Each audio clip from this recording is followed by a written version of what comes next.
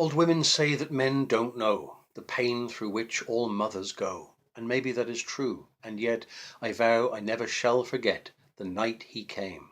I suffered, too, those bleak and dreary long hours through. I paced the floor and mopped my brow, and waited for his glad "Weow!"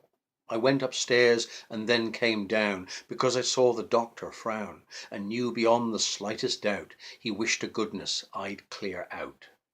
I walked into the yard for air, and back again to hear her there, and met the nurse, as calm as though my world was not in deepest woe. And when I questioned, seeking speech, of consolation that would reach into my soul and strengthen me for dreary hours that were to be, "Progressing nicely," that was all she said, and tiptoed down the hall. "Progressing nicely," nothing more, and left me there to pace the floor.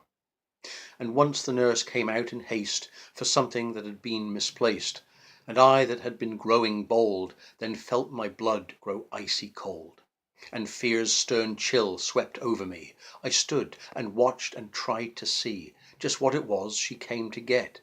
I haven't learned that secret yet.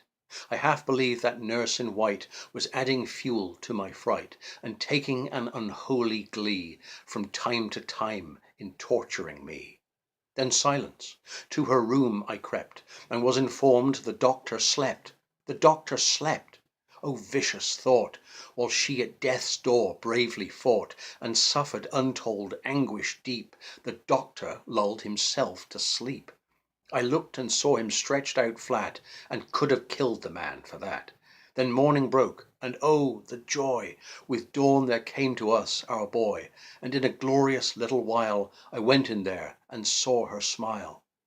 I must have looked a human wreck, my collar wilted at the neck, my hair awry, my features drawn, with all the suffering I had borne.